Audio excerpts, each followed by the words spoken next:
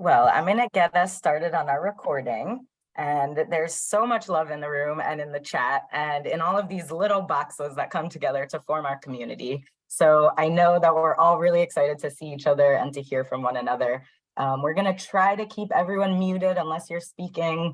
We're going to try to run through our speakers so that at the end, if anyone else would like to share, that we have time for others. But we do have a jam-packed evening tonight. Thank you so much for joining us to celebrate the Creative Center, our programs, our community members, and all of us here. As people slowly trickle in, we'll welcome them, but I think we're just going to get our presentation started. So please get comfortable and relaxed, and welcome to the Creative Center community. Just give you a short little background. As one of the first arts and health organizations in the United States, the Creative Center at University Settlement has been designing, implementing, and sustaining programming in a variety of healthcare and community settings since 1994. Our programs are created with feedback from our community members to meet the needs of people at every stage of illness, from diagnosis and treatment to survivorship and aging. We believe that our deep understanding of arts and health brings intentional energy and a renewed appreciation of the human mind and body to the forefront of all of our residencies and workshops. We energize and restore people's relationships with creativity by engaging our participants to assist us in building our programs for them, their families and caregivers, and healthcare staff, with professional artists always inspiring and innovating what we bring. So thank you all for being part of that community. We're here to celebrate us, and we're also here to always hear from you and what you're looking for and wanting and enjoying in our program so that we can provide more of just that. But wait, who are we hearing from now? Could it be Liz Rubel, our partnerships and programs coordinator here at the Creative Center, who's also a former artist in residence? Yes, this is me doing a cheesy segue into our staff introductions. You all have met Liz and hopefully had the opportunity, the great pleasure, in fact, of working with her. I would like to give you a little bit more insight into Liz's many qualifications, in addition to her work as an artist in residence, previously at NYU Perlmutter Cancer Center, Bellevue, and Woodhull Hospitals. Liz has a master's degree in arts and museum studies and a certification in trauma-informed creative arts therapy, and is also a fabulous jewelry designer with many years of experience in production here in New York City. You may also know our colleague who could not be with us tonight, Tasha Duget, though we have some really wonderful contributions from her that Liz and I will share throughout tonight's program. Tasha is a Bronx-based conceptual mixed media artist, teaching artist, and cultural vigilante. Her work incites conversations around women, health advocacy, sexual education, societal norms, identity, as well as Black pride. Tasha tonight, I believe, is working with a performance organization, but her visual art has been featured in the New York Times, Essence magazine, and she's shown nationally at the Rhode Island School of Design, the Apollo Theater, and the Rush Art Gallery in Philadelphia. And now I think we'd like to spotlight our founding director emeritus, Robin Glazer, who many of you know and love. The woman, the myth, the legend. Oh, stop.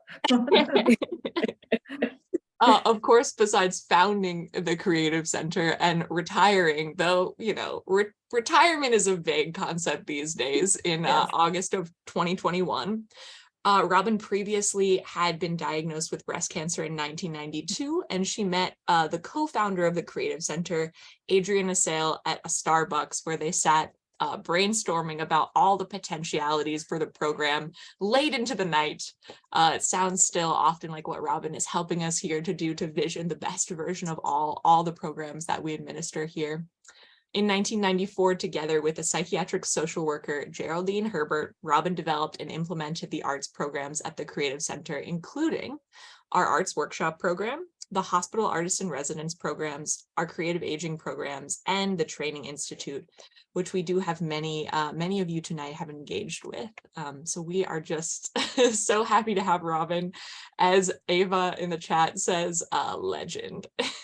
Actually, I think Ava is a legend, so let's just say that. So. And I think many of you know me, but for those of you who don't, hello, I'm Sophia Heineke. I'm the Arts and Wellness Manager here at the Creative Center, and my background is in playwriting. I grew up in Virginia after being born in the Phoenix, Arizona metro area, and feel very grateful to continue my practice as a theater artist and playwright here in New York while being introduced constantly to other mediums and divergent thinking strategies through all of the work that we do here at the Creative Center. And I think that's our staff introduction. Throughout the evening, you'll meet some of our instructors, some of our artists in residence. And if anyone would like more information about any of these flagship programs that have just been mentioned, I'm going to drop our new website in the chat for you all. Oh, okay. Awesome. Thank you, And Sophia. yeah, I think, Liz, I also will share the participant welcome form. So if you're a person who's eligible for our workshops, which means you've lived with at some point cancer, a chronic illness, or been a caregiver for folks who are living with those conditions, we would love for you to join our workshop program. And you can do that very simply by filling out this Google form to provide us with a little bit of information and insight to who you are. Thanks, Sophia. And next up, Tasha or Sophia will read a poem to us, an acrostic called The Creative Center, written by the one and only Wanda Dobson. But just before we do that, and while we're doing that, if you want to share in the chat, if you have access to the chat, just our short icebreaker, and you can share your name, where you're zooming in from. And I love this prompt from Tasha. What art medium best describes the energy of the Creative Center to you and why? And if you don't have an answer to that, that's okay. You can just tell us your newest favorite art material. And maybe we'll try to read some of these out. We probably don't have time to read all of them, but would love to see them entered into the chat.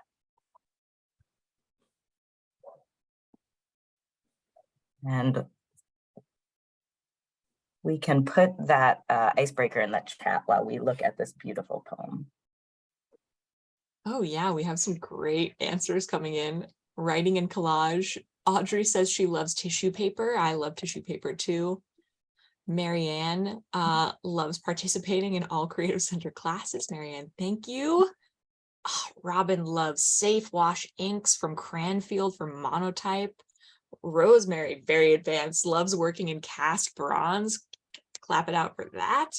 Wanda is a writer, a collage artist, and a bookmaker. Catherine is a playwright. We're very excited to have her on our teaching roster. Shloka loves words, but we all know she can move too. And Liz has reiterated the prompt in the chat. I think we'd love to see those answers still rolling in. And I think now, Liz, should I read Wanda's beautiful contribution out? That would be great. Please do. Awesome. Well, hopefully everyone can see it, but if you can't, on our new website, this is permanently housed under the Who We Are participants section. So the title of this poem is From Aching to Art Making at the Creative Center. Thriving beyond cancer diagnosis is what the Creative Center offers me. Havens designed to meet one where one is, while promoting respectful healing. Each workshop taken helps me move from surviving to thriving despite pain. Community of strangers who often become like caring family and friends remind me that I am not alone in facing health and other setbacks, seeing that everyone is dealing with some unique, unexpected, or unpleasant situation. Active participation in an array of art-making activities fuels my spirit as teaching artists and instructors prompt, participate, and unselfishly present inspiring works of art, including their own, while promoting shared space as a venue for creative exploration, art making, and constructive feedback. Everyone has opportunities to creatively let their voices be heard. Continuing to gather virtually since COVID-19 has been a healing balm. Even when I don't feel well, I feel well enough to create, write, and share, notwithstanding circumstance in the moment, knowing that it shall pass, and thankful for yet another opportunity to artistically thrive amid adversity while encouraging caring staff, also are available to support me when needed, while realizing always that we are a community of survivors striving to thrive. No one could have said it better. That's Wanda Dobson, a poem written in July of 2022. Thank you so much, Wanda. Wonderful. Thank you, Wanda. Okay, so now we're gonna dive right in. We're gonna hear from Creative Center community members who have impacted our organization in 2022, since 2020, and some for decades before. We're closing in on 29 years this year of Creative Center programs. And so now I want to give our attention to our participants, staff, workshop instructors, artists in residence, trainees, partner organizations, past and present. We're so lucky to have this community of you all. So I think we're just going to dive right in. Our first speaker, our first block of testimonials, we'll hear from Kristen Westbrook, then Betty Davis, Wilhelmina Grant, Maureen Packard, and a video from Nicholas. I'm first. I'm going to spotlight you, Kristen, and for anyone, when we unspotlight someone and it's still in speaker mode, you go to the top right view and can click speaker mode. Right now we have Kristen. Hi. Ready? Yes, please. Hi, everybody. I'm Kristen Westbrook. I am a Creative Center participant, fan, and also instructor. I was first introduced to the Creative Center, I don't know, a bunch of years ago while I was at the chemo suite at Mount Sinai in Chelsea. And a lovely woman came over and offered me the opportunity to paint during my treatment. And I was amazed and it was awesome. And as I painted, I was transported into my creative mind and out of the chemo suite. And I thought, wow, what a brilliant offering. And I instantly knew that I wanted to be a part of the Creative Center. I have a wide range of interest in the arts. I attended the School of Visual Arts and focused on graphic design. So I worked as an art director and a creative director for 25 years. I assisted a mural painter, worked in a cabinet making shop, studied set design, acting, and creative writing. For a few years, I was a regular at the Art Students League, attending life drawing sessions and watercolor classes. And in 2017, as a longtime meditator, I was inspired to start my own business and launched New York's first mobile meditation studio, Calm City, where I take a mobile studio and bring it for neighborhoods. I became a certified meditation teacher, and now I create and facilitate meditation and wellness workshops for companies, schools, and government agencies. Since 2010, I've been in treatment and living with metastatic breast cancer. And so my mission is to share meditation and wellness practices, making them convenient and accessible, especially to those affected by cancer. Being a small business owner can be demanding. And I noticed that I was doing a lot of administrative work and less of my time was spent being creative. So during the pandemic, I saw that the Creative Center was offering a painting class and I joined it and I loved it. Bringing this form of self-expression back into my life was transformational and healing. And I'm so proud to say that I've had a chance to facilitate 2 gratitude, vision, boarding, and meditation workshops for the Creative Center. Liz and Tasha and Sophia have been so supportive, and Liz and Tasha help coordinate and co-facilitate, and they create a really robust experience for everyone. I love all of the workshops that I've attended, and connecting with others in the community, either as an instructor or a participant, has been amazing. The community reminds me that I'm not alone, and it's so great watching others connect and inspire one another, even in the face of adversity. It's clear to me how we all can benefit from the healing practices that the Creative Center offers.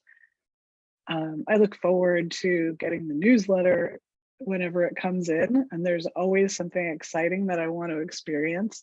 I think the programming is so diverse and varied, from poetry to paper mache to paper cutting. There's always something that I want to do. And I just want to say, I recently wrote a book inspired by some creative writing workshops called The Luckiest Unlucky Person I Know. And it's a book about finding clarity and balance in the face of adversity through practices like mindfulness, gratitude, and compassion. And it was such a thrill to be able to read one of my stories on stage at PS1, at the PS1 event this past summer through the Creative Center. And thanks to a generous donor, I'll be doing a workshop based on my book, The Luckiest Unlucky Person I Know, for 10 participants who will also receive the book. And I just want to thank Sophia and Liz and Tasha and everyone at the Creative Center and the community for supporting me and giving me the opportunity to heal and to help others heal through creativity. So thank you so much. Thank you, Kristen. Yes, wonderful. Thanks, Liz. And Betty, I think I heard your voice. You're up next. Okay. I don't call myself an artist, but I am a creative person. And but the word that really describes me most is grateful. I'm a grateful human being. And I could name lots of people I've met at the Creative Center, but it will take too long. I'm going to try to stay within the time frames. But what I do want to say is to name one person. Omi Gray introduced me to the Creative Center. And at one point in my life, I was a caregiver to a neighbor who had no family until she died, and then they came out. But she had no one to care for her when she was suffering from thymus cancer. And at the time, I didn't even know where the thymus was, but I took her to her radiation treatments. I fought the nursing home that wanted to keep her when she didn't really want to be there, and where they were not doing her any good. So I am grateful for the fact that I do care for other people. I'm grateful for the fact that so far I have not had cancer, but I've had so many people in my family with cancer. And I'm a serial caregiver for people with cancer, for people with dementia. That is what dementia has really impacted me the most. And right now, I think I'm fighting Alzheimer's, but I continue to fight.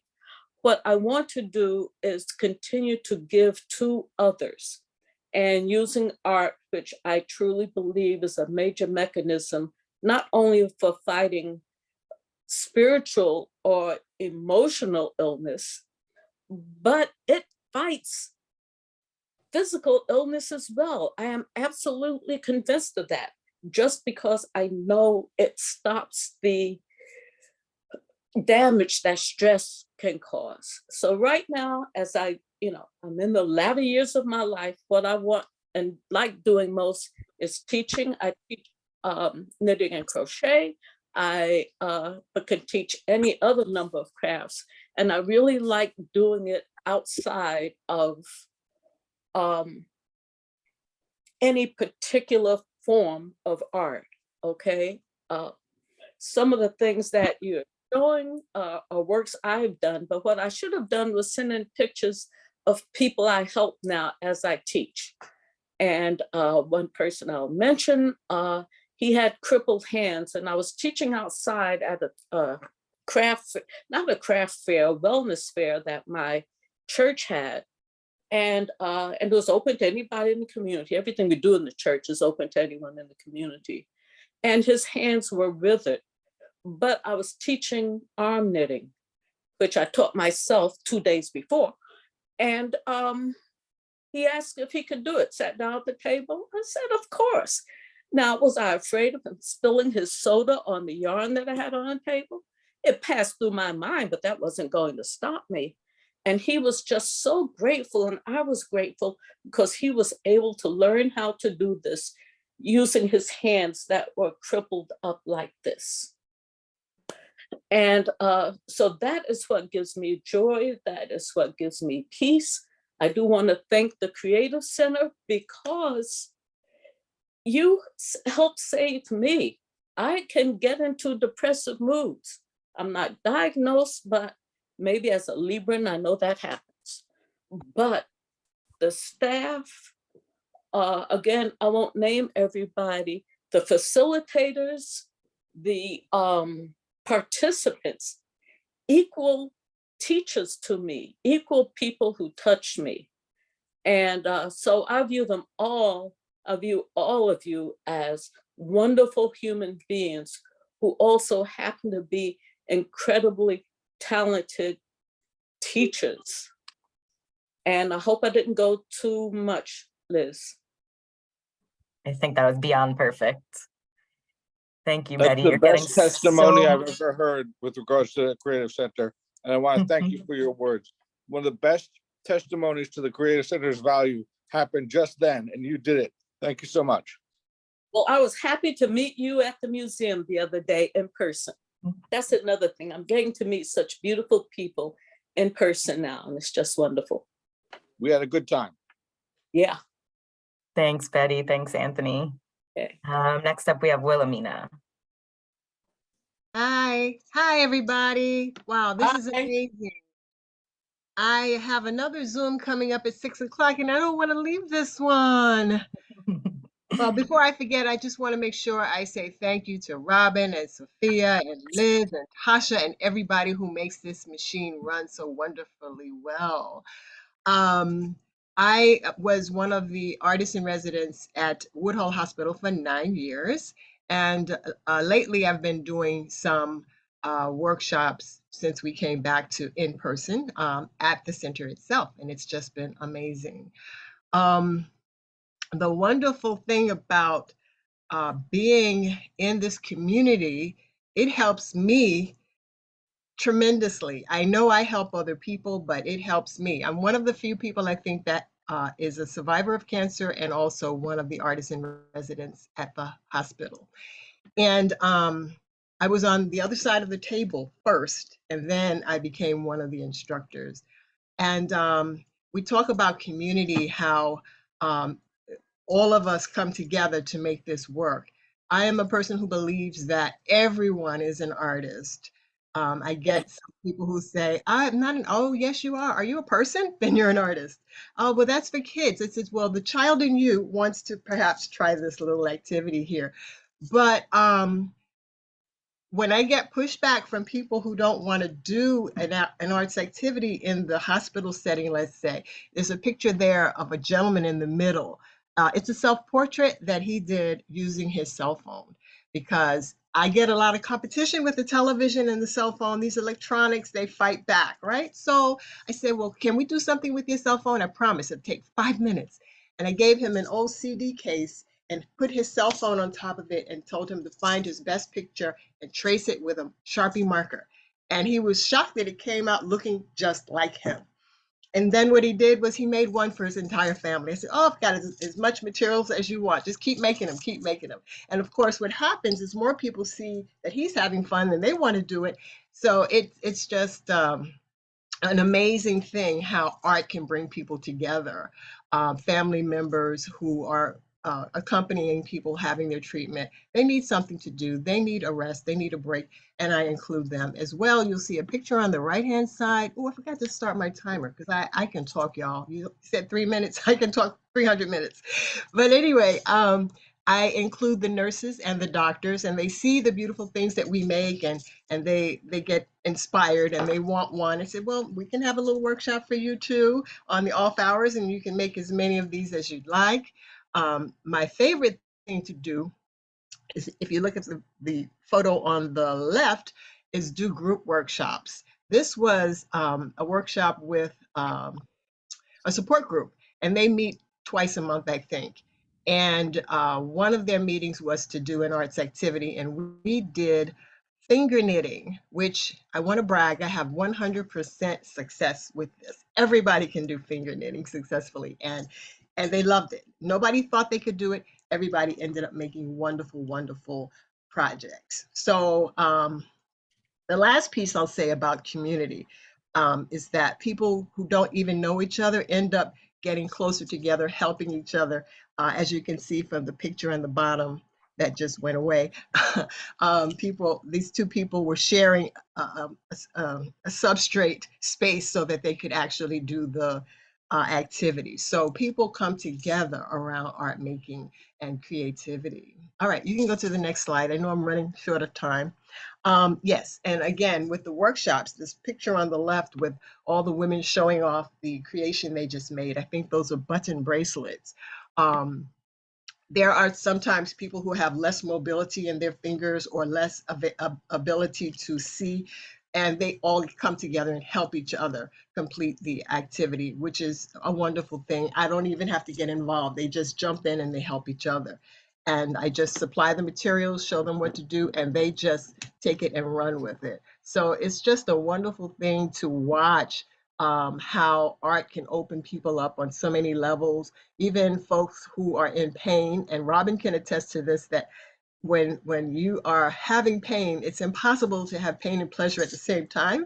So I have seen people come through and they say, well, this hurts, that hurts. And I said, well, you can just watch and I'll do it for you, or you can help me. Next thing you know, they're taking the project out of my hands. Next thing you know, they're smiling, they're humming, and they're not in pain anymore. So I said, oh, we healed another one. But it's just a wonderful, wonderful thing that art does to people. And I have received so much of a reward for being in this community and just being able to grow and to see how other people can be pulled from one way of feeling into the next, into another way. And it's just wonderful to be a part of that growth process and that transformation that happens. And of the last picture on the right, I have my art cart there with all the different materials that I would be using. And I sit right down next to the person and I do the project along with them so that they can see. It's when I show them, they come out 10 times better than me anyway. So I love it. I love it that I'll demonstrate how to do something and they'll give it back to me 10 times better. That just makes me feel so much joy. So I don't know if I spoke enough, but that's all I have to add for right now. I look forward to seeing many more of you in the in-person workshops when they happen. And this is just a joy to meet you and see you on this screen today. And thanks again to the staff. See you again. Well, I just have to add that you didn't speak enough because you didn't tell everybody your unofficial official name at Woodhull Hospital, which is... Oh, my name is Miss Happy. Oh, there's my alarm. I did set it. Dismiss. My name is Miss Happy. They all call me Miss Happy. The doctors, the nurses, the patients, they all refer to me as Miss Happy. And that's the name that one of the patients gave me, and I'm going to stick to it. Thank you, Wilhelmina. Getting a lot of love in the chat and through reactions. Oh, great. I'll have to go back and read them. Thank you. Thanks, everybody. Thanks for joining. Next up, we have a video, so I'm just going to get that going for us.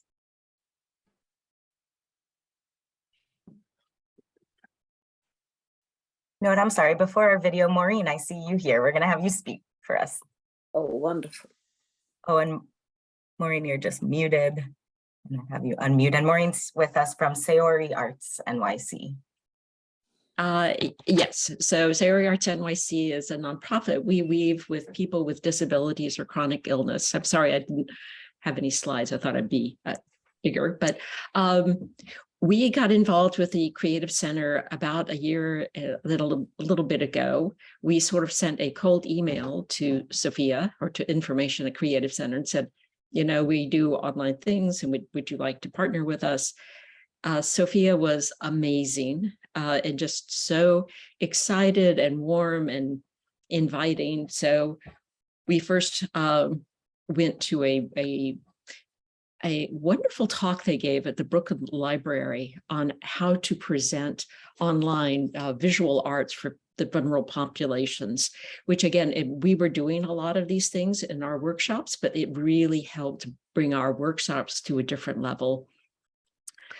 Raya Hawks, who's our president, and I subsequently went to the month-long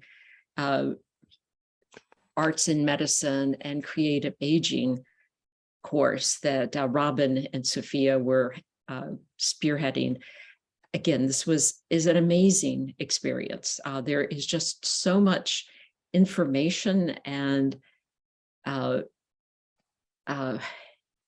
inspiration with all the people that they bring together. It is incredible, and they hopefully will continue to be doing this. We subsequently have had several workshops with the Creative Center. We weave with the Creative Center. We can't weave on a loom, so we weave on paper plates, or we weave on pieces of cardboard, and we just have people use whatever they have. So, for instance, this is made with not only yarn, but rubber bands and some words. We had 2 jewelry making workshops where they made earrings and necklaces. We had a narrative weaving workshop where we would read a poem and sort of discuss it, and then people would spend time and then would weave something that sort of was reflective. Sometimes there were words like this one, sometimes not. But in every workshop, the participants are just amazing. They are so open and so welcoming and so curious and excited. One of the Sayori philosophies is that everyone is a creative person, that there are actually no mistakes in what you do. We, like the other people who've been talking, we sort of give them the materials and show them something and then let people run with it. And they do. And I love the community that the Creative Center has created with their participants. But the staff, it all comes down to the organization. And I have to say, this is so well run. So Liz and Tasha and Sophia and Robin, you in your emeritus status, it's just a pleasure. It's just been great working with you. And we really hope that we'll be able to have more workshops. We'd love to do an in-person workshop with our Sayori looms sometime in 2023. So thank you. Thank you so much, Maureen. We really look forward to it. Also, a lot of love in the chat. That's going to be a theme tonight, all around. Okay, now I believe we have our video, so I'll just get that going.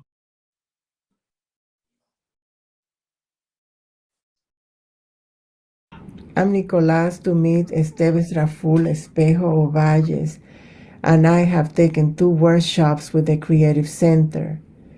The first was this summer, the Arts in Healthcare program. And what a magnificent opportunity to study with people, experts in the field of creative aging, and to have discussions about the subjects of the body, mind, and spirit as it relates to aging.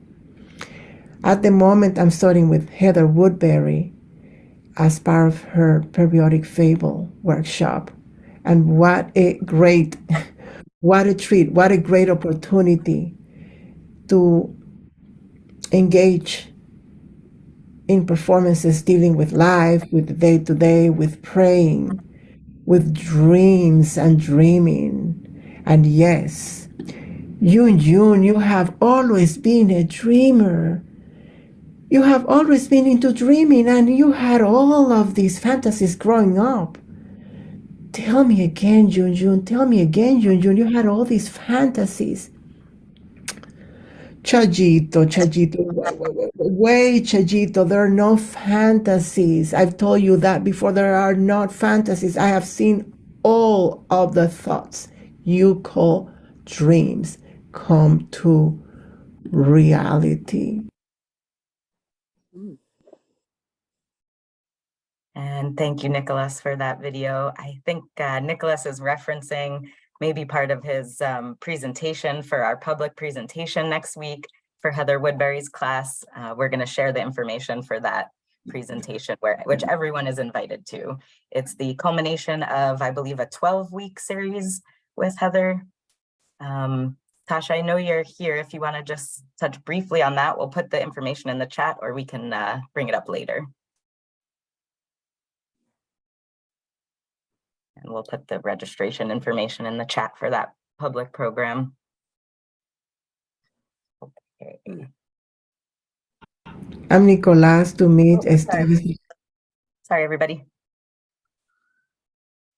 Okay, we're going to take just a really quick pause here.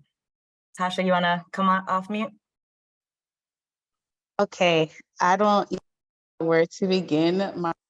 It's like thing out of my all that y'all are saying right now. Really, you know, grateful for the first person to start because much gratitude who's on the call right now.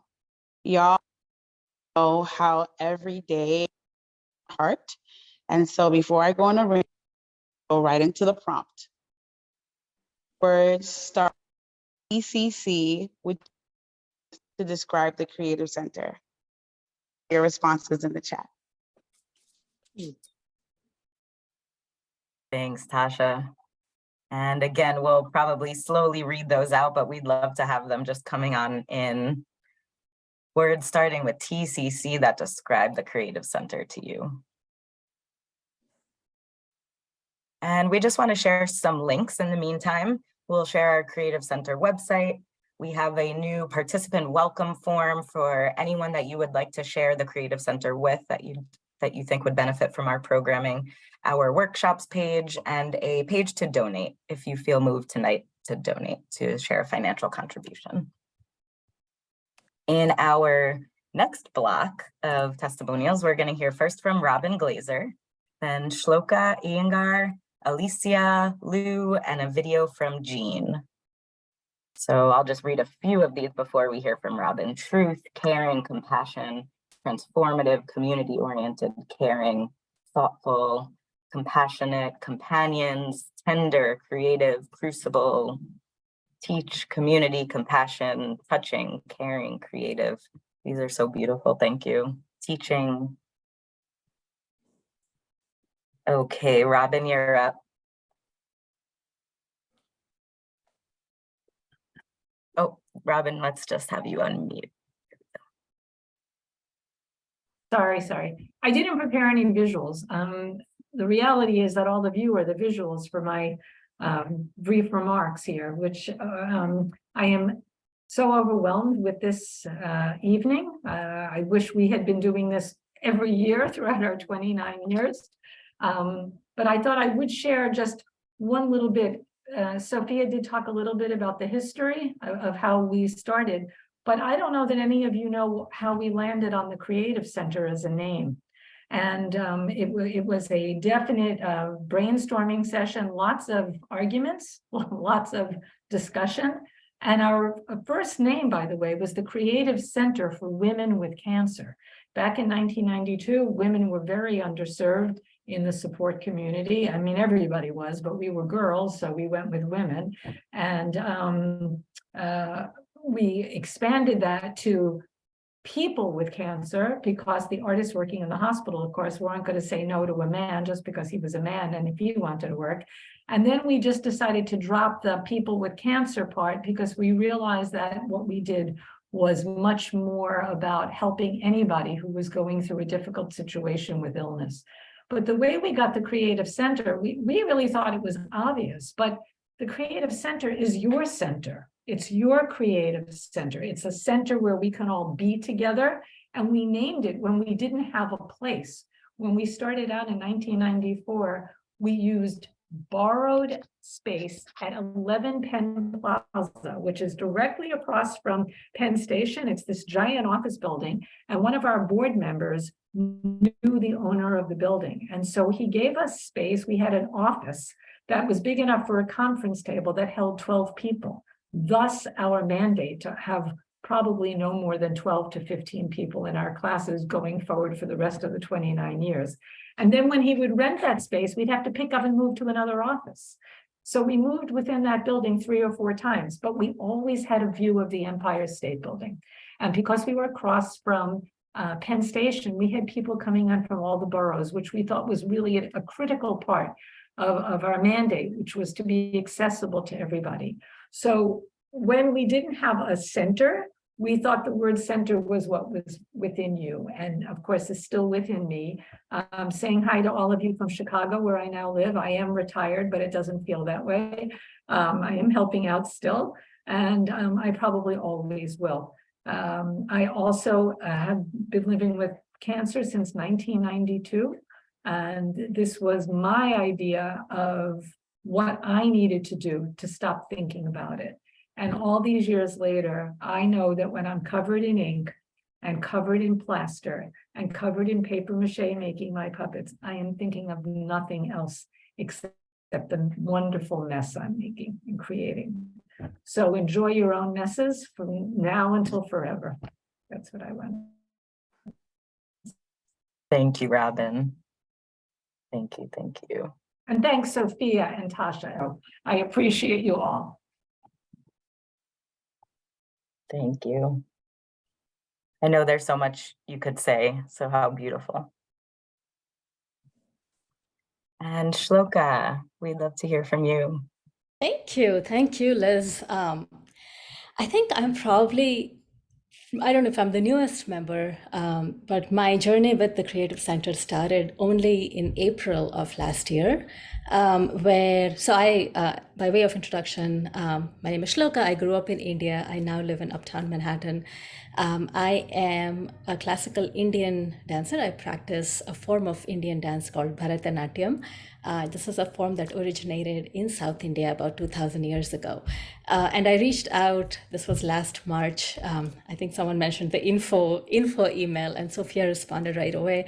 Had a very warm, welcoming conversation. At that time, I had never presented my work online at all. So I think the one thing that I'm always thankful to the Creative Center is the trust that they put in me.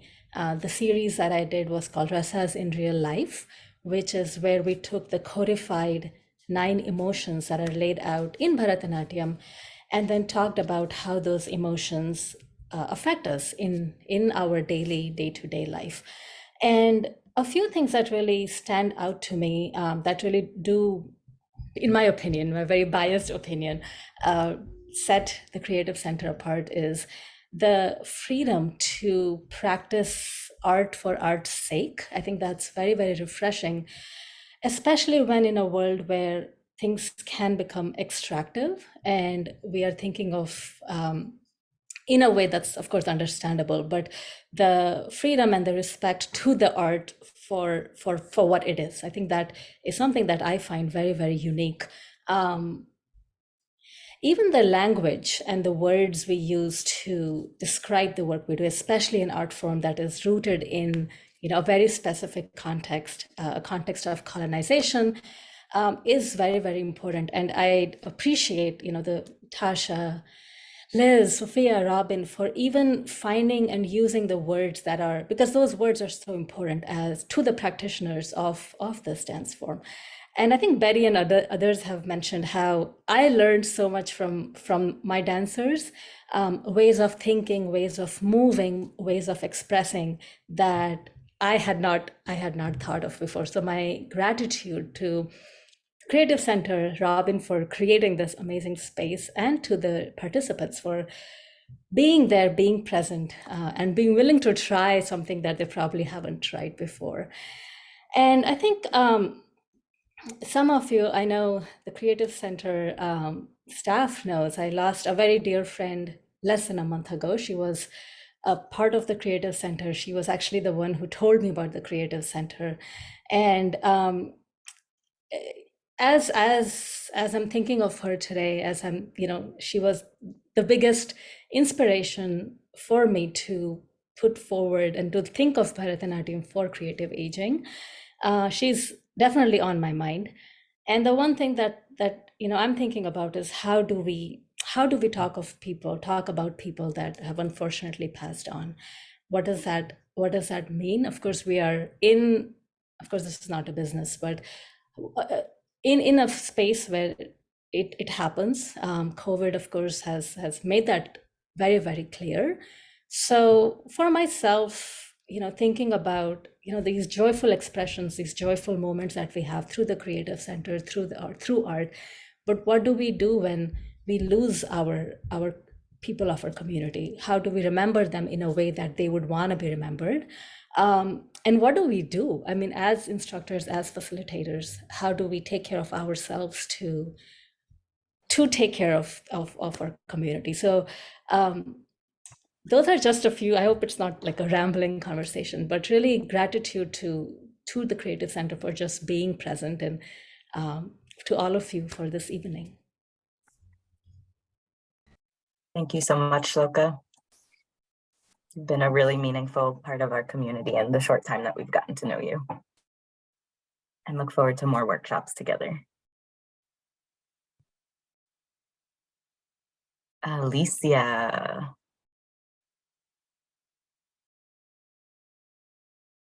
Good evening, everyone. My words are better expressed when I write them down. So here I go. It was sometime in 2020. I don't remember the exact date. But like so many others, I was stuck at home, wondering what I was going to do with my time spent indoors. COVID was rampant, and I was afraid to go out or mingle. One of my many passions is cooking, but the reality was, how many meals could I make before getting bored or portly? Cancer treatment was behind me, and I certainly needed a creative outlet. The Creative Center became my go-to. I came across the Creative Center website and a platform called Zoom. What the heck was Zoom? I thought. I had no clue, but I was going to try anyway. I decided to register for one workshop, then another, and yet another. I filled my calendar with so many workshops, I needed an Excel spreadsheet to manage my days. Often, I was taking 2 workshops a day, which meant cooking meals was put on the back burner, no pun intended. Seeing the joy on my face, my husband Angel was okay taking over kitchen duties. Time spent indoors faded away, and gratifying hours in my art studio became the norm. Unbeknownst to Angel, he would become my guinea pig. I shared all my ongoing projects with him. At times, he too would create with me, which became a family affair. The first person I encountered from the Creative Center was Sophia. She was friendly, kind, helpful, and sported the warmest smile, and still does. She was a welcoming person. This made it very easy to keep exploring workshops. The workshops were exciting and artistically inspirational. Many art forms were new to me, so I wanted to try anything and everything on the schedule, and I did. I dabbled in Zentangle and origami, a workshop I took with Marianne, found objects in assemblage with Matthew. Watercolor with Marika. I never did get the hang of blending the watercolors, but I tried anyway. Articulation, a gem of a workshop with Maria, Fernanda, and Liz.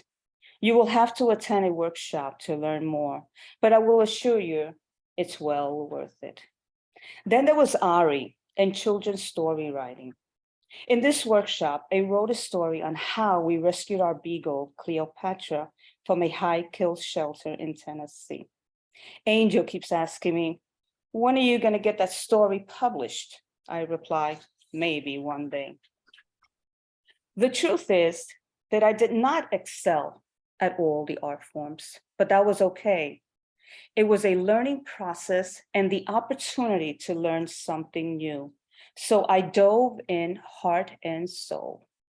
Finally, something I love and true to my heart came into my life.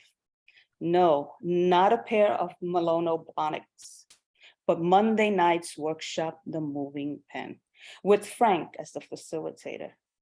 It is a well-established group of writers, and I was in awe at their writing. You see, I have always loved to write. I have been writing stories and fables for years and continue to do so today. When I joined The Moving Pen, I was elated, but not sure what to expect. The group made it easy for me, the newbie, to fit in. However, I soon realized that I was not such a good prompt writer. My writing style is more of a sit down, write, read, and edit kind of gal. But being the stubborn Taurian I am, I hate giving up. So I keep on trucking. Monday after Monday, I sign onto the Zoom link to write and listen to my fellow writers. This is the fellowship amongst the wonderful Creative Center community, which will keep you coming back.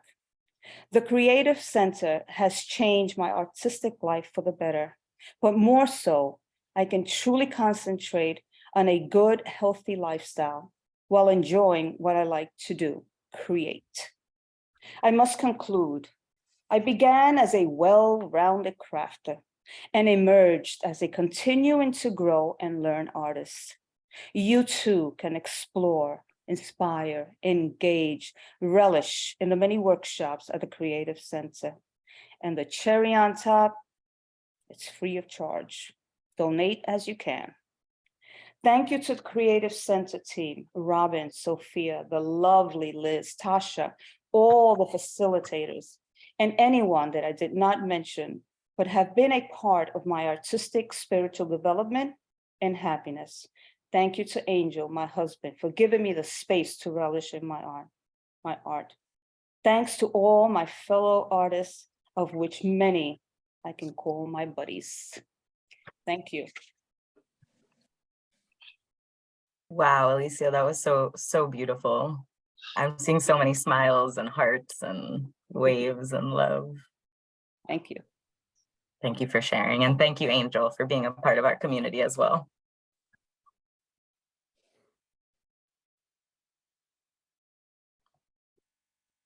All righty, Lou, you're up. I have some wonderful images from Lou. Thank you. I know I saw you. Am I muted? No. Oh.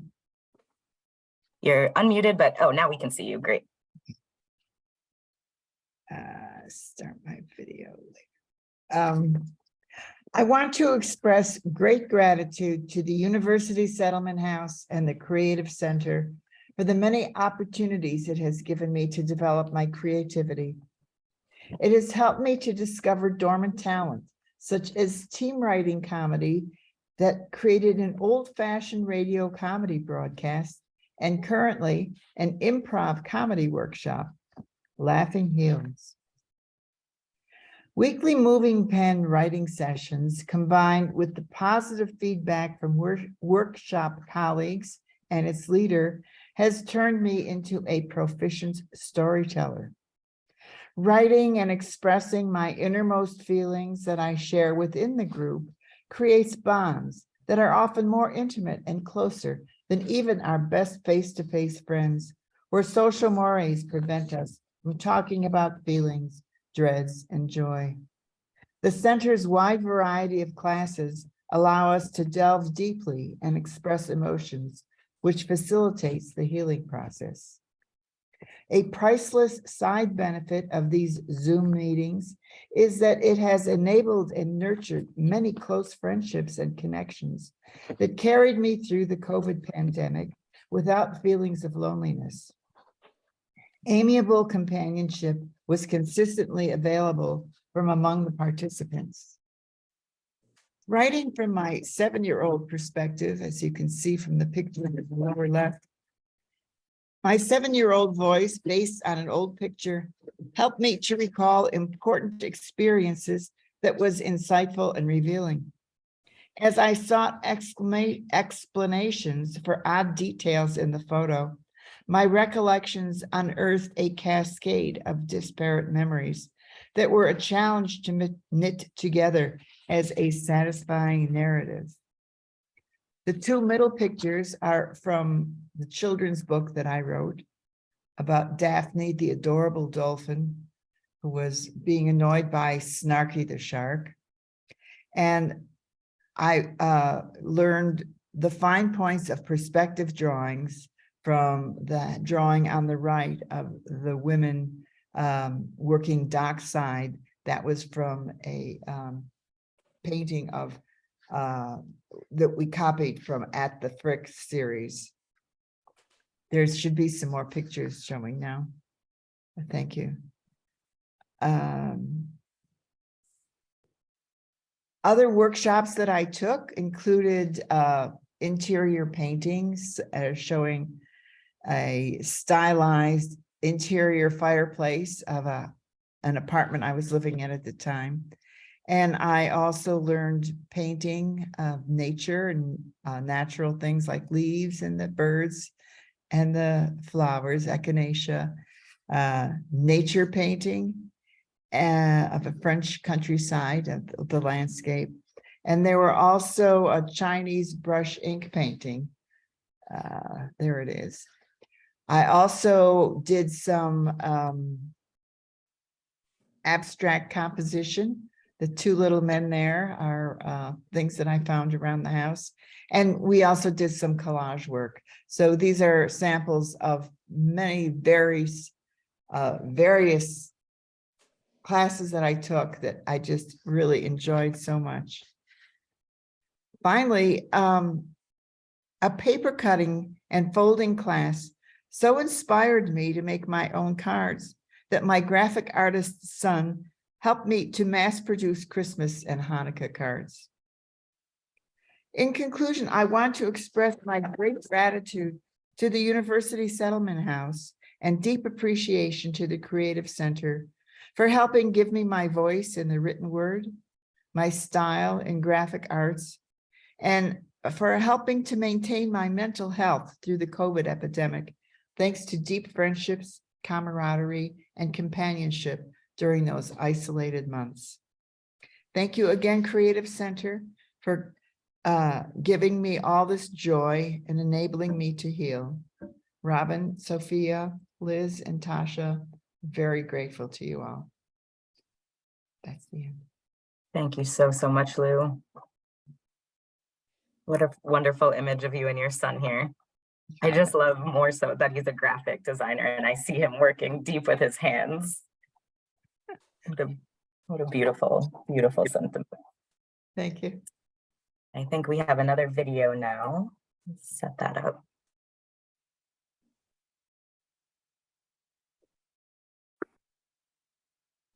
Hello, world. My name is Gene Wisniewski. I'm an artist and an author, and I have done several seminars and classes and lectures at the Creative Center.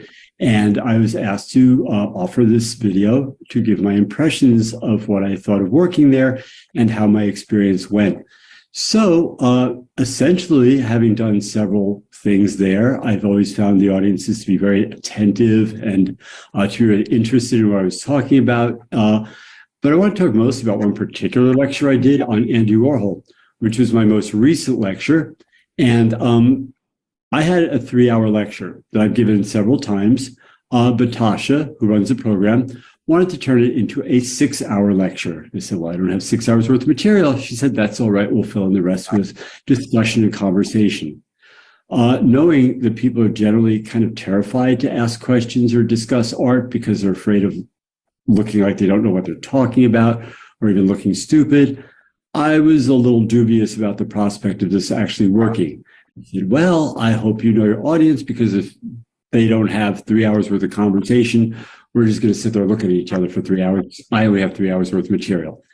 And much to my delight, although not really that much to my surprise, the audience jumped right in. We had a great discussion. They brought up lots of really interesting points about Andy Warhol and the lecture, and some of them even did their own Andy Warhol projects, where they did a piece of artwork that reflected their thoughts on Andy Warhol or their version of Andy Warhol. So I would say overall it was a smashing success, and I was very pleased and impressed at the people there and the way they participated. So that about sums up my experience, and I hope that helps you determine what it's like to work there. Thank you. Thanks, Jean, and thanks so much, Tasha. From what I remember, it wasn't a 6-hour straight lecture, I believe, but broken down into a few. But also just shout out to our whole team, because there are often these opportunities where instructors arrive with so much expertise, but they don't quite know how to frame it. And I think Tasha particularly is really expert at like coaxing out the old tried and true skills and then pairing them with like something that feels a little new. So just really appreciate that share, and Tasha, your work on that class. So thank you. We had a absolute blast. Thanks, Tasha. One more fun little creative prompt for everyone. If your life was a collage, what would be the backdrop image, if there is one?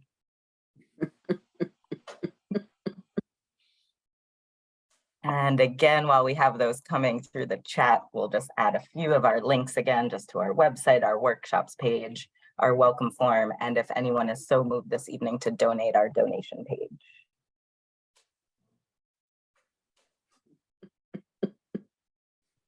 Oh, but we have way better things coming in here than those links. I see the beach, the blue sky, a raging waterfall in the springtime, the rainforest, beach, ocean, all of our Brady Bunch squares. I love it. Seafood, collage, the Milky Way, spider web, the ocean, a hurricane, embossed velvet that sings. Of course, Lisa, I love it. Lots of sparkle, a Rousseau jungle, cabaret. And Cheryl's shout out, a view of the earth from Mount Olympus. What a wonderful image. Planting greenery. These are so great. I'm thinking of Wanda's seafood response, because I know Wanda makes some great food collages.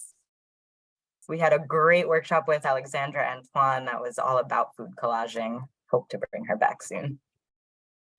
Okay, let's keep moving. I think we are on schedule, though. That is very exciting.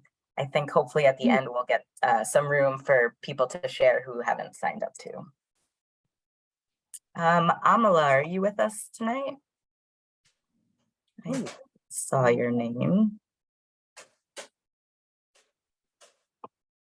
Amala, okay, I don't think Amala's here. If Amala comes back, then we'll bring her back on. Wanda.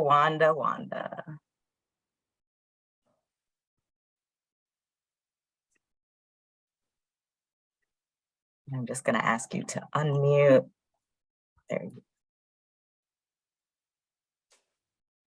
Okay, so I joined the Creative Center in October of 2017. And my first class workshop was with Frank. It was the Moving Pen. And I've been continuing weekly since then. And I want to say thank you, Robin, because it was at a very rough time in my life. And the class, was pretty much full, but you let me in that night just to sit in. And Frank welcomed me to come back after that, so I didn't have to wait to continue. So thank you both for that. And I want to thank the entire creative staff for being so supportive of me in all my efforts and so encouraging as well. I'm going to read tonight from a Jiffy book done with Maxine Levinson's class, and it's tied with the twig, and this here was done pretty recently. And the piece that I'm reading is a November 22 piece written in the Moving Pen class that evening. And we have heard from a few of my Moving Pen pals. So this is called Falling Leaves. And it was from the prompt to write about the cold. Sunday's cold was a darkening autumn afternoon of stillness in the sky. Silent wind rested on thin, skimpy, bare branches, like those on the dry pine trees of my childhood Christmas Eves, as I tap danced around autumn's ground, layered with shades of brown, yellow, orange, and red, crisp fallen leaves, craving to reach down and pick them up, perhaps to collage them, perhaps to write their stories, perhaps to sketch them and let their shapes twirl me into winter season. But as I bent to finger a flat, petite palm-sized foliage with short stem, my feelings shifted to falling leaves for my family tree. An autumn spectacle turned midwinter cold, like a dark, chilly midnight, and the falling leaves that I strutted around seemed like wintry shadows of death. The cold night might have swept me over, had it not been for one small golden leaf amid brown, burnt orange, and crimson leaves. A golden blossom seemingly ready and waiting to be swept up, reminding me of the bright golden ray far beyond the hovering clouds, and reminding me of the delightful creative art-making buffet menu that warms me up when the cold stills the heat for my ginger, mint, turmeric, cinnamon, and soursop teas, and stiffens the snaky rotini and ring-shaped carrots and my chicken noodle soup. The cold is here to stay a while, folks, I heard meteorologists say, and I checked cabinet stock for teas, lemons, honey, and ginger. And oh, booze enough for at least a few swigs of brandy. My hot toddy cure for the cold, a cold day and a head cold that might spring upon me as autumn turns winter, winter turns spring, spring turns summer, and summer turns autumn again. And inside my book, there's some little mini insert books that have the names of deceased beloved ones. I have a quote in here from David Gemmell. Life is not so simple. There are many futures. The life of a single person is like a great tree. Every branch, every twig, every leaf is a possible future.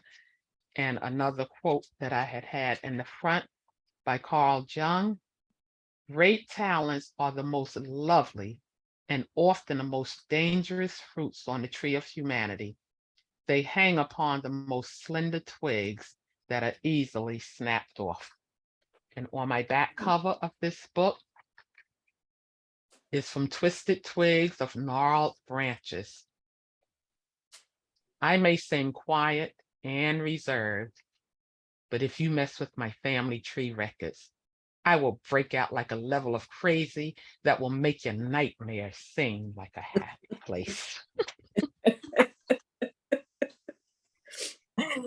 And again, I just want to thank everyone. And I think I heard Sloka say, like, when we deal with losses, where does the art come in and how do we incorporate the arts? And this is an example here of the various emotions that I go through when I'm doing these workshops. And I have found a way, mostly through writing, to express them all, because we're in a safe space. We have become family. We're very supportive of each other. And then once I put it from pen to paper, it's some other workshop where I can take it and combine it into another piece. And that's what I love so much about the Creative Center, the variety of workshops that they bring to us, the support that they give to us, the encouragement that they foster and that they promote, and the teaching artists who not only come in and inspire us with things like prompt, but they also share to just be a part of that, where they're showing their own, sharing their works with us as well. So again, thank you to the entire Creative Center community. Betty, Ralph, the articulators, the moving pen panels, the staff, just thank you. Thank you so much, Wanda. Just a true light in our community, an example of what it means to share and all of your art forms. I didn't get to read this before you spoke, Wanda, so I'll just read it right now. Since October 2017, Wanda Dobson has been continuing her healing through creative arts journey at the Creative Center. Wanda aims to thrive beyond cancer diagnosis through purposeful art making that gives voice to her feelings and emotions around multiple issues.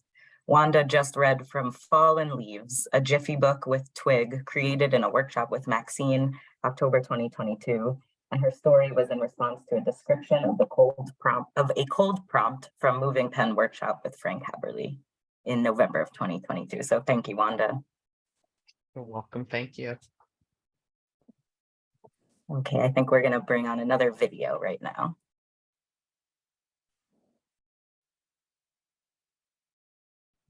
I'm sorry, Regina, we're going to have you up first, and then we'll bring the video. I'm thrilled to be here. I have absolutely nothing to say because you've all already said it all. But I will say that I've been with the Creative Center for a very long time. And this makes me a little emotional. This is work that was done by one of the very first patients that I worked with at St. Vincent's Comprehensive Cancer Center. And Liz has spoken about having a personal connection to St. Vincent's. And I think those of you that are New Yorkers, to go back to the time when there was a St. Vincent's, let alone that I got the opportunity to work there, pretty amazing. So the work that we're seeing was done by someone named May. And she had set aside her art, as many of the people that we run into have as they become adults and they become busy. And when she got cancer, she turned back to her art. And she created sketches of anyone willing to sit. And that included patients, that included me, that's a very young me from a very long time ago, staff, and then she would do 2 drawings, one to keep in her sketchbook and one to give as a gift to the person she was drawing. And this notebook was created by her husband for the memorial service that he had for her at the Society for Ethical Culture after she passed. And on some level, I think rediscovering art and going back to it gave her art new meaning and allowed her to re-envision herself and allowed others to re-envision her, not as a patient, not as someone with cancer, not as someone battling, but as someone who's going to be creative. And so it was, I would love to take credit for it. It had very little to do with me. It was her desire to redefine herself in those last months. And that was an amazing thing to see. And then it was amazing that her husband put this book together. And it was literally notebook size. And it also was a lot of writing about her journey through St. Vincent's treatments. And I just came across it a few weeks ago. And it brings back memories. The artwork, it's amazing the memories that it can bring back. So that's one of the reasons that I love doing art with patients is they can be gifts to family members. They can be gifts to loved ones that have supported. They can be gifts to staff who've been amazing and gone above and beyond. And it'll just bring back a memory like it was yesterday. So people have talked about those that we've lost. The art lives on, the memories live on, and the memories can be triggered by the art. And I think that's such a lasting legacy, such a beautiful legacy. The other thing I want to say is for the photograph of working with your son on the holiday cards, that's always been a goal of mine, to teach people art or to have them rediscover their creative self and then have them take it home to their families and have it become a new family tradition and reintroduce it to the younger members of your family so that you can generationally sit around and make art. So that was a really beautiful photograph for me to see, because that's what I've always wanted. And yes, to the person who said screens are our biggest enemy, I think it might have been Wilhelmina. Artist in residencies before phones and before televisions and before screens was a whole different ball game. Nowadays, we really have to compete, and it's very tough to compete with screens. And I worked with children who will work with me for a few minutes and then will always go back to the screen. So that brings me to another lesson that I've learned, which is when I meet someone and I tell them about making art and I try to encourage them, I say it's an addiction, but I say it's a really healthy addiction. And there are so many things in our world these days that battle for our attention, and screens and technology are one of them. I think art, creativity, color, expression, and however you choose to do it, those may be those better addictions.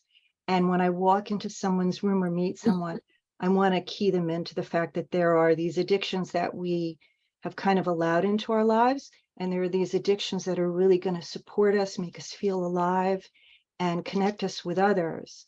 And connecting us with others right now is really big, because everyone I talk to still seems to feel a disconnect. Everyone I talk to seems to still feel like they haven't quite got back where we were before the pandemic. And so I think creativity can connect us. I think art can connect us. I think today is this wonderful meeting is connecting us very beautifully with people we never otherwise would have come in contact with about this thing that we're so passionate about. And I think that's really beautiful. So trying to find ways to connect more is something I'd really encourage. Thanks for putting the next slide, because I would keep going. So crossover between the art that happens in the hospital and the art that I do. I became an environmentalist, and it's probably the most important part of my life. I believe, forgive me for saying so, we're in the midst of a sixth mass extinction. I credit Paul Hawken and Greta Thunberg with awakening us to this idea that we owe something to the next 7 generations that come after us. I think each of our decisions should be filtered through that lens, which is an American Indian saying. We impact the next 7 generations. And I think as artists and creatives, we need to factor that into our work. So at the end of a workday, we'd be left with paint. And I would be troubled by that, and troubled by the fact that we're throwing so much away. And I began to make pieces based on my grandfather's saying, waste not, want not. And so the pieces that are on, I guess you'd say, the left-hand side of your screen are the art that's made with leftover paint at the end of a day. The cross-pollination would then be, patients would see that, would love it, would want to recreate it, or would want to make it with their own unique sense of color design. And so it was cross-pollination on a number of different levels. And then, as Sophia said in the very beginning, I had the pleasure to work at Carnegie East, when my artist in residencies and everyone's artist in residencies pretty much were closed down because of the pandemic. And artists by their very nature won't always like what they did. And so I, as an environmentalist, try to find a way to repurpose it. And with their permission, if they were willing to let me do this, I would take their larger pieces that they didn't like, I would cut them apart, and then we would pass them around the classroom. And that bird painting is a watercolor that was repurposed from a piece of art someone really wanted to throw out. So one of the things I try to instill in everyone is there's always a way to rework something or save something or re-envision something. Sometimes you just have to pass it to the person next to you. And finally, as about to the design and the culture of Ukraine, when that first happened, no one was talking about it at Carnegie East. And I brought in a project based on egg design that I was taught by my mother and father. They took us to the museum downtown. My mother got us materials, and we made the eggs very traditionally. We couldn't do that at Carnegie East because it involves an open flame to melt the wax, but we did versions of it. And that got people talking about how they were feeling. And that got a participant talking about how she still had family there. She was worried about them. And she was hoping to reach back out to them to make sure that they were okay through the consulate. She never did that. But it got them, art gets you talking, and it gets the feelings moving. It gets a lot of things moving. And that's one of the great benefits of it. And this particular person, who's since had a stroke, used to walk in and say, this is the best part of my week here. And I would sort of brush that off, but that's a very beautiful thing for someone to say. So yes, thank you to Robin. Yes, thank you to all of the wonderful new staff. Thank you to all of the participants, all of the teachers, and thank you also to all of the people who are no longer with us, who started with us all those years ago. I remember those stories about the Empire State Building, and I remember those stories about the sunsets. And I think there's really something beautiful about the legacy and the heritage and the stories. And I hope that one day we capture those stories, especially the stories of the people who are no longer here. And I'll give one more shout out to every patient I've ever worked with. You've taught me to take care of myself. You've taught me to value every minute. You've taught me to invest in, as others have said, mindfulness, and just really seeing life as a journey and seeing us as having this ability to have an impact on our well-being. And when people ask me, what's my secret? I give them many answers, but one of the answers is art, color, design, passion. Find something that you love and do it. And no matter how busy you get or how tired you get, don't stop, keep doing it. It's one of the secrets to life, long life, well-being, and happiness. And teach that to your community, your children, your grandchildren, your great-grandchildren. It's a legacy, and it's a beautiful legacy. Thank you, thank you, thank you, thank you, thank you. And thank you, Regina. Really beautiful. And I just want to read this quote on the screen here. I love when they finally begin to admit that they too are an artist. I think we heard that tonight. I know we hear that in our community very often. So thank you, Regina. Now we'll bring on our video.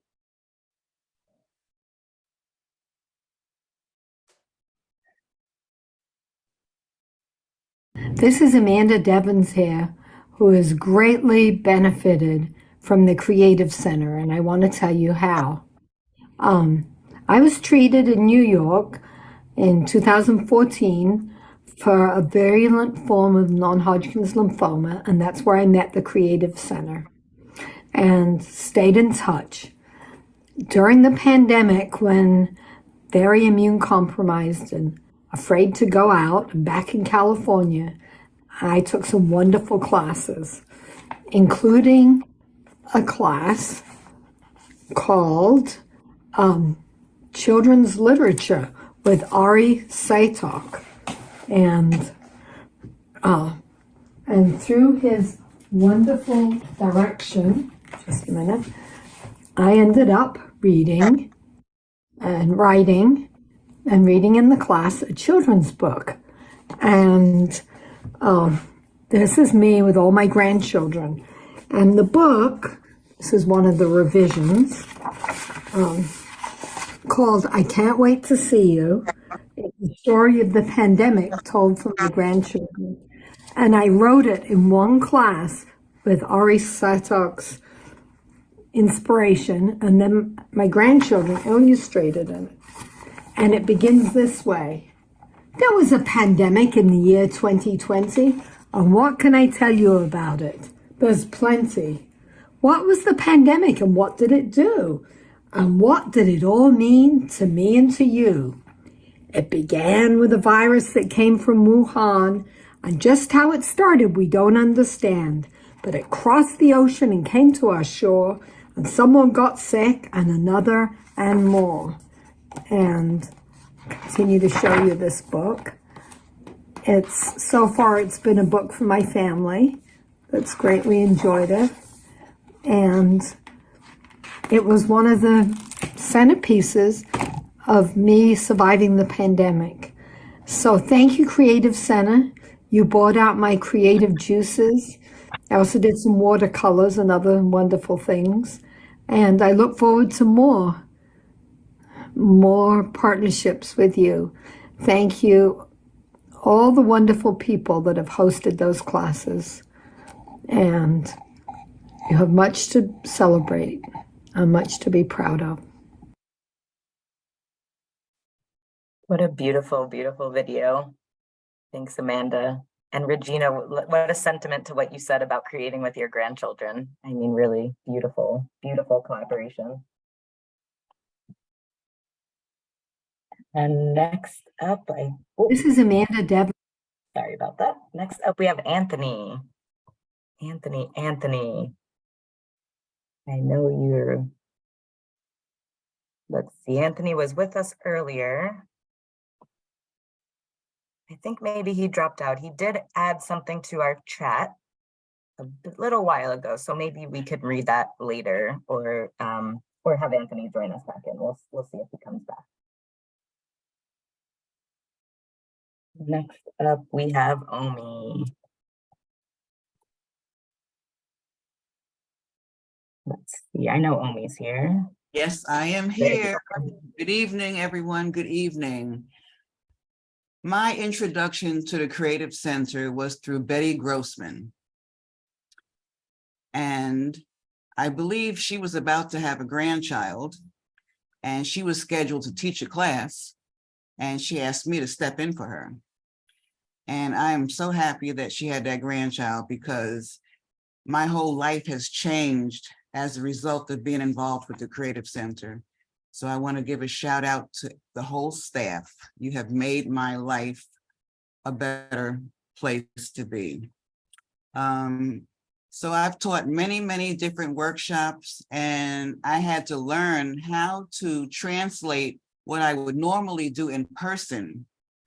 I had to figure out how to translate the art form by the screen through Zoom. And that was a very interesting activity and a challenge. I remember one day I was teaching a class, and I was using two devices, one the screen and then another device to show what my hands were doing. And I remember my iPad, I had an iPad showing my hands. The iPad fell, the screen broke, and I'm like, okay, now how am I going to continue this? Then I discovered the wonderful benefits of using a document camera. And it changed my whole life, because with the document camera, I was able to teach a beading class, and you could even see the eye of the needle. So the Creative Center has basically inspired me to push further, to explore new techniques. Here, this was a class I taught on decoupage. Being that the pandemic had me inside and I didn't want to go outside, I was ordering everything from Amazon. All kinds of things were coming. And I was getting all kinds of containers and packages. And I said, I need to do something. I need to create art around all these packages. So I started decoupaging everything. In fact, one of the pieces that I didn't put up here was a Gatorade bottle that I decoupaged. I was scheduled for a colonoscopy, and I did not want to go out of my house to get this colonoscopy, but I knew I had to, and I had to drink this Gatorade. And so I wound up decoupaging the Gatorade, and it made my whole colonoscopy experience much better. So these are just some of the things that I've taught the participants, and I've learned so much from the participants, because it's so interesting to share a technique with someone and you just give them the basics of what you do. And it is so rewarding to see how they take that information and turn it around in their head and come up with different things. So I taught a decoupage class, paper beads, and I call that class Making a Way Out of No Way. So if you need some jewelry, if you got some paper, you can make yourself a necklace, some earrings out of some paper. And in this case of the paper and leather beads, I had a little leather skirt that I couldn't fit anymore, and I cut it up and made beads from that. So I just learned how to use whatever was in my house, and I was explaining to other folks that look around your environment. There's many things that you can use to create art. You don't have to necessarily spend a lot of money, just take time and look around. You can go to the next one. And yeah, this is the class I taught the beadwork. I was trying to figure out how was I going to do this? How was I, because normally when I teach, I'm right up on people and they're watching my hands very closely. But I found it very easy. I love Zoom. And I love it more so now than in person. And that's just my own personal thing. I feel like I can translate my art to the participants much better via Zoom, because everybody is seeing everything at the same time. When I'm teaching a class, I would have to go and sit with each person to get them to see what my hands are doing. But with the world of Zoom and my document camera, I could zoom right into the hole of the bead, oops, into the whole of the bead and they can see what I'm doing, which will help them continue and learn the process much easier.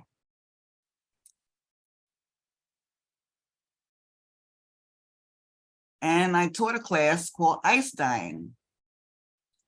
And this was very, very interesting.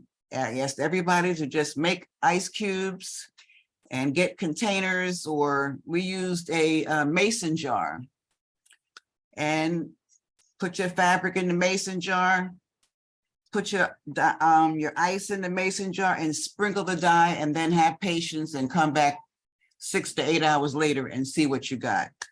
So this was a very, very interesting technique to experience and to teach. And the participants made some very, very interesting pieces from this particular technique. So the Creative Center has made me dig deep and find other classes to be able to teach. So being at home was very, very beneficial because it gave me time to sit, think, and play, and to be able to come up with techniques to translate to other people. It gave me a lot of time to think, and I want to thank the Creative Center for allowing me to present all of these different techniques to the Creative Center family.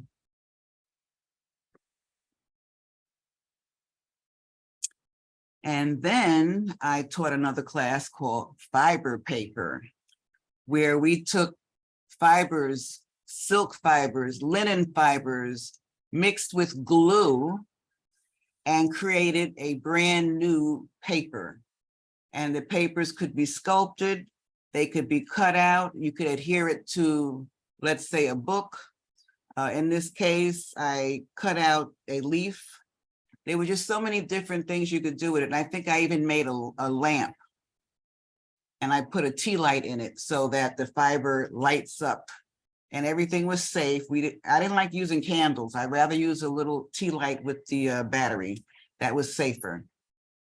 And then we went into bead and wire crochet.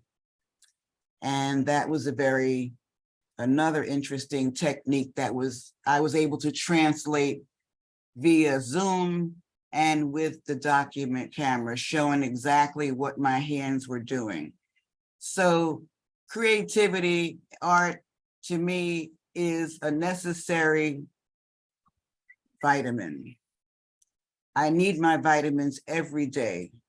And I want to thank the Creative Center for allowing me to take my vitamins and share with the community of people that enjoy what I've been bringing to the table. Thank you, Omi. Thank you so much. I contributed our vitamins to the chat, our vitamin A and our vitamin C creativity. I think we had even more than that. D for discovery. And I hope everybody had their vitamins today. I know I got a serious vitamin dose watching this whole presentation. I'm charged up. Thank you, thank you. And I think Anthony is back here joining us. So I'm gonna go back, Anthony, to your slide. If you're here with us. Yeah, I'm back. Oh yeah, there's my photograph. I took a photography class with Janice Lewin. Actually several photography classes. And the one that I am most having most fond memories of was the class called Photography as a Lifetime Project. And I've taken that to heart in the subsequent days. And so I take photographs every day now. And that's thanks to Janice sparking that interest through the Creative Center class. I also use photography as a way to motivate myself to get outside and be a part of my community. And I walk with a cane, so I wrote a poem about my cane exploits, and I think with your permission, I'd like to read it. Please do. It's called The Art of Walking with a Cane. The art of walking with a cane is controlled falling, opening the door in order to close it. Not falling back, you're not moving forward. Repeat, mantra, as I move forward with my gait, I create. As I move forward with my gait, I create. I saw the flick of a wrist up ahead and the spark of a cigarette lit by a woman too young for death, and a tourist in ill-formed clothes, awkward stance, blocking the sidewalk like a boulder in my path. A woman at the corner stopped, studying me. Do I know her? Should I remember her? Perhaps. But from what context? So many things are flying by. The young men playing hoodlums, and then jaywalk across the street, bobbing like pigeons, a flock of bird brains. I see out of the periphery a bicycle tire, painted sky blue. It's confusing. As are my thoughts as I struggle to recall the one line that will secure me the Pulitzer Prize for literature. The art of walking with a cane is largely the art of controlled falling, and I remember being a champion walker with the cane and the skill of a cane ninja on the hard concrete, dodging another person, leaping over a subway grate, avoiding a tumble down a stairwell into the basement, stockroom filled with rats. I have pedestrians bouncing off of my shoulder as though I were a brick wall, surprised at my steadiness, half apologizing, expecting me to fall to the pavement in a heap of weakness. But no, I am not that victim. I have seen more combatants in my short days as a cancer survivor than you have in war. I am your worst enemy and I am your best friend, and I will sacrifice my life to save you. I push on from one corner marker to the next. I become discouraged as my shoes are not broken in properly to the cadence of my cane.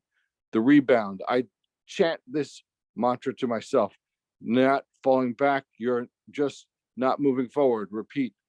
I begin by standing outside myself in order to see myself. Thank you. Thank you so much, Anthony. Thank you. And as Robin put, snaps. Thank you. And I think that comes to close to the end of our scheduled speakers and testimonials. If anyone wants to stay on with us, we'd be happy to hear from a few more of you.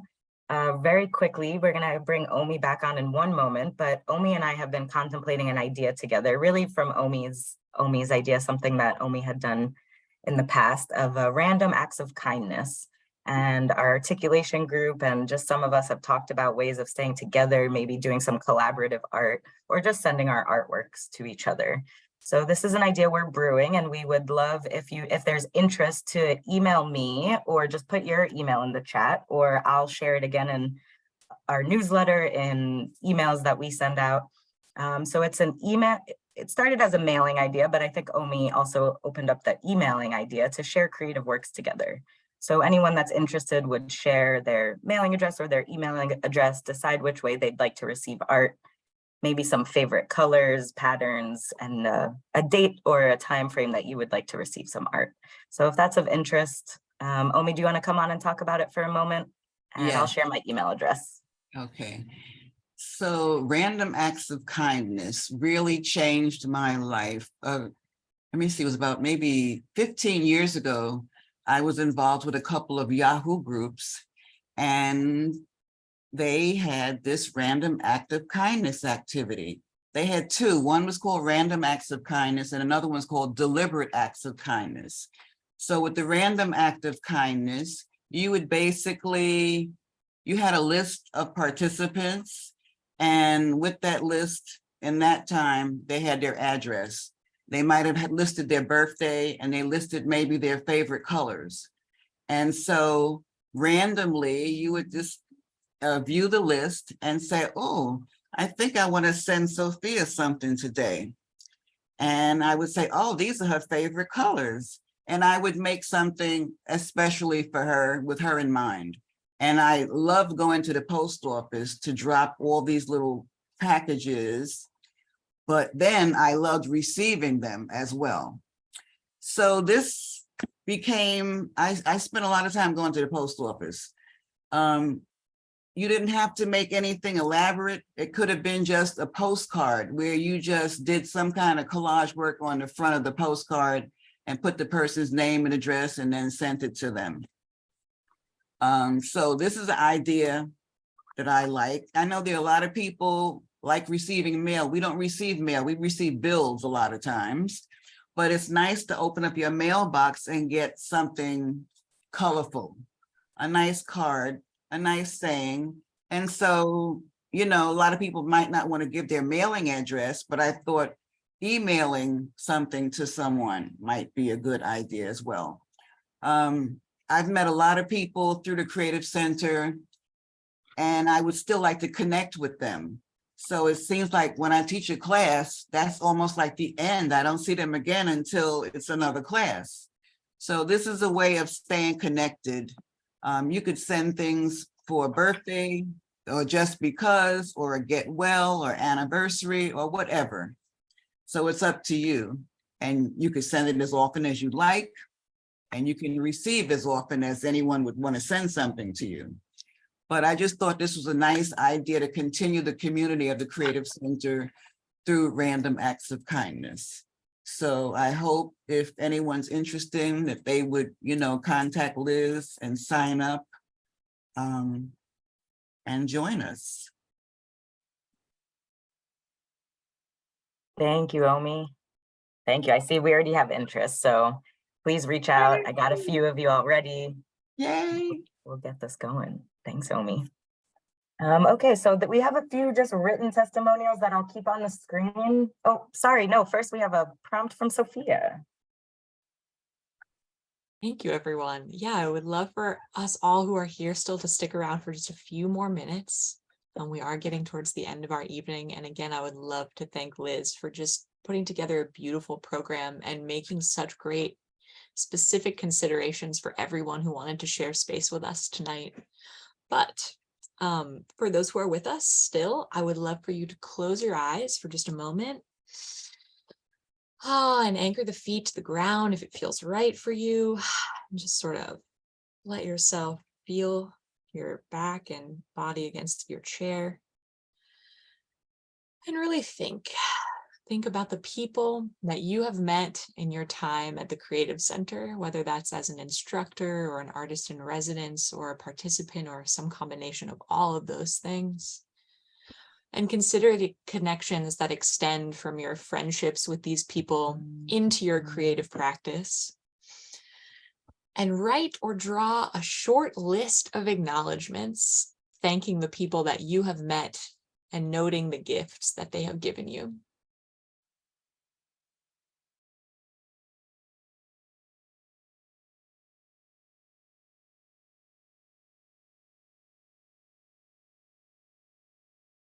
It's absolutely optional, but if you'd like to put any of those shout outs or sort of summonings of the people that you've been inspired by into the chat, we would love to see that.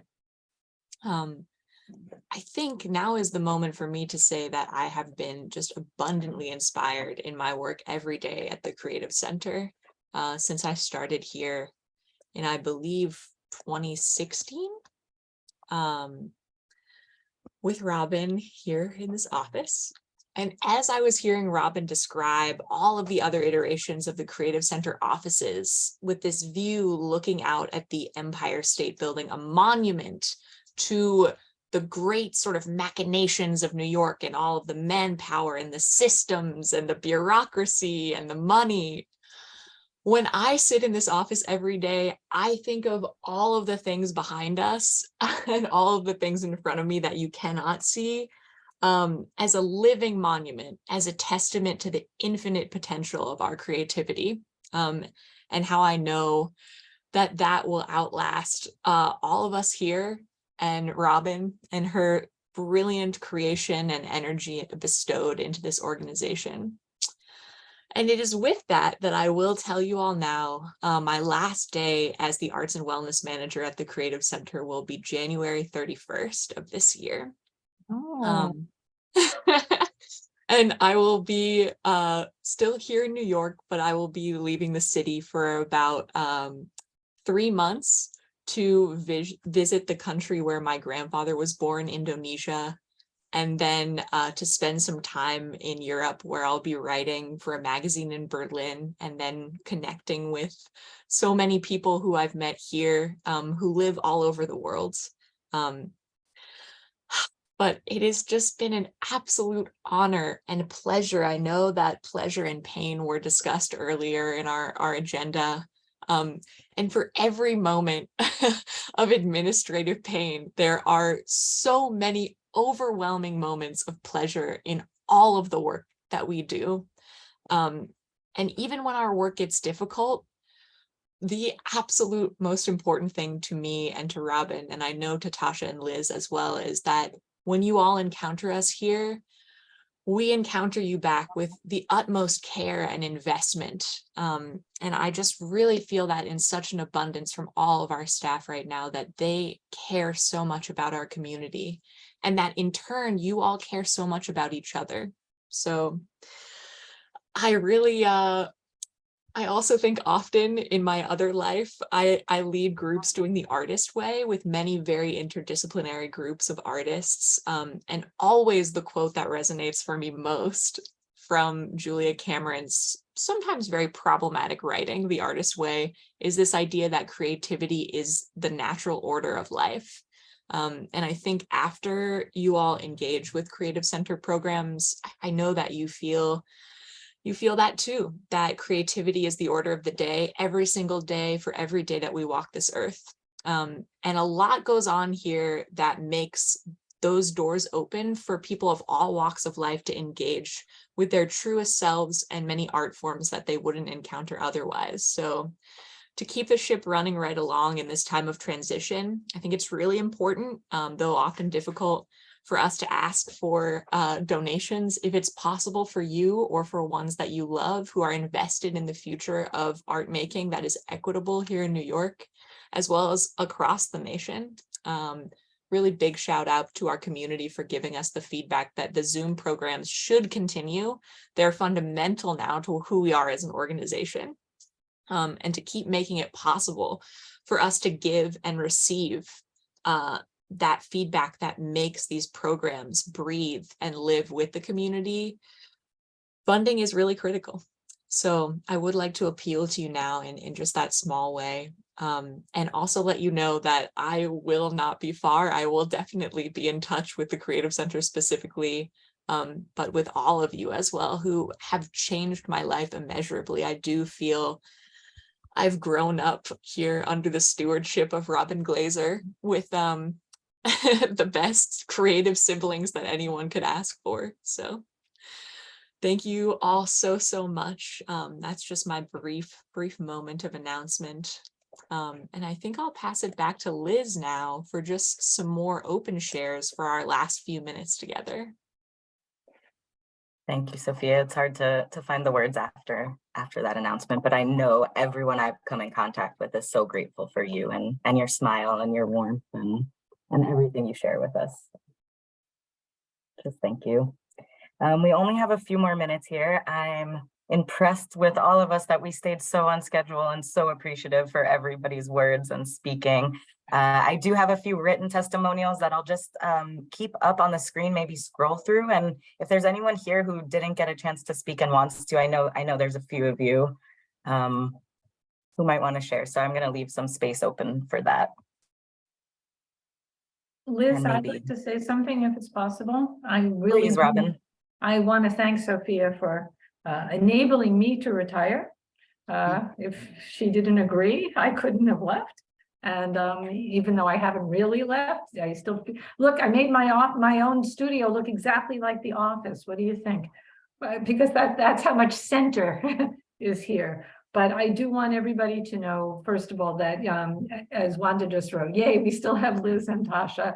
And the answer is, of course, and we will have somebody else at some point become the manager of arts and wellness. I mean, I think the fact that I stayed for so many years is not always the best model. It's always great to have new creativity and new ideas and new energy. And the world has evolved and changed tremendously since COVID, and running an organization has changed tremendously. So I just want to reiterate a little bit when Sophia just said, the pleasure and pain concept, that you can't experience both. As the manager of arts and wellness, or the director as I was, you can experience both. The pleasure is all of you and the creativity. The pain is raising the money.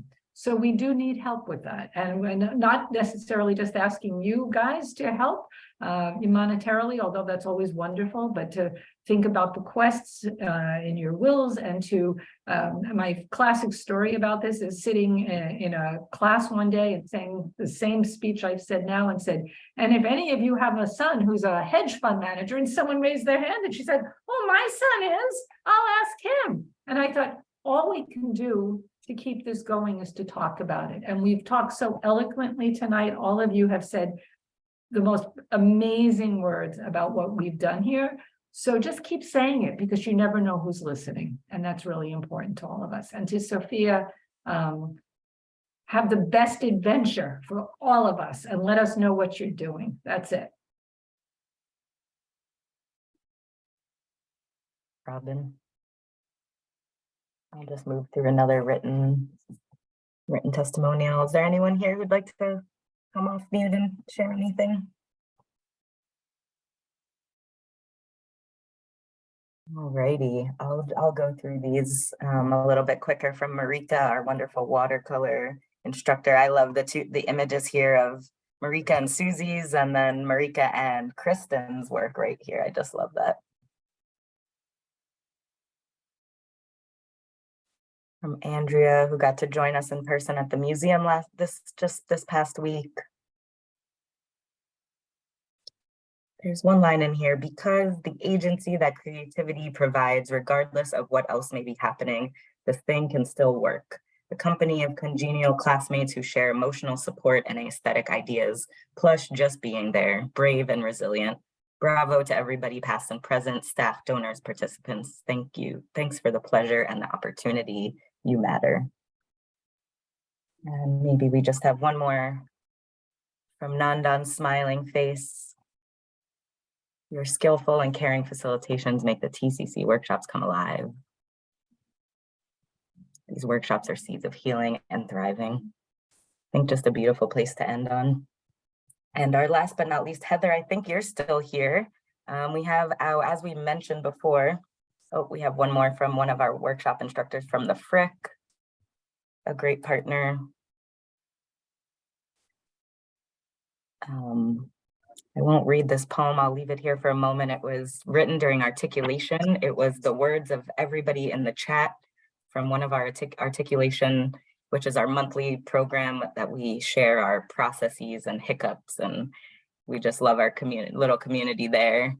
I'll read the last line, which truly was a jumble of everybody's words from the end of our meeting. A creative connection of blessed, breathing, energized, joyful, in love, happy, free, celebratory creators. A Zoom family that says Happy New Year and see you soon and stay inspired.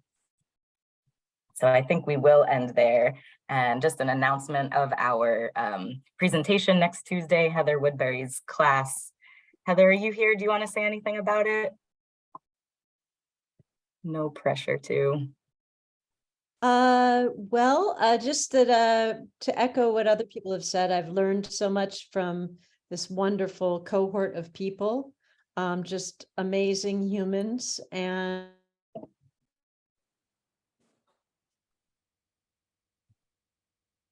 oh, did we lose Heather? So, oh, that's okay. Well, we'll send out the invite for that great event, and I'll put the registration one more time in the chat before we say goodbye. And if there's any last words, please come off mute or share a little reaction, a heart.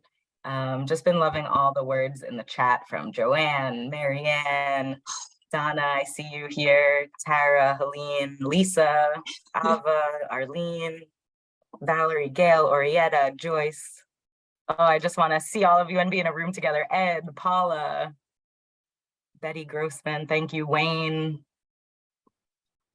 Thank you so much, everyone. Thank you so much. I don't want to end this call, but I hope you all have a great night, and I'm so impressed to end on time together. Wonderful evening. Wonderful evening. Very Wonderful. well planned. Not again. Thank you. Thank you. Great. good to see you. Thank you. Bye, Wonderful. guys. Thank you. Fun, thank you. You, Robin, and oh me. Good job, guys. Bye. Yeah. Good job, you. Wonderful. Yes, it was. Thank you. Wonderful, Joyce. Mhm. Oh, Good Joyce, night. bye. I don't think I can end it. So if you have to go. Will you please end it? Sophia. Okay, Liz, I'm counting on you because I can't leave. You have to do this. Bye, Okay, Amanda. this is how I know this is the Betty. great love of my life. It's become the no, you hang up. No, you hang up. Okay, Tasha, end it for us. I'm waiting. Uno, due, tres. Good night.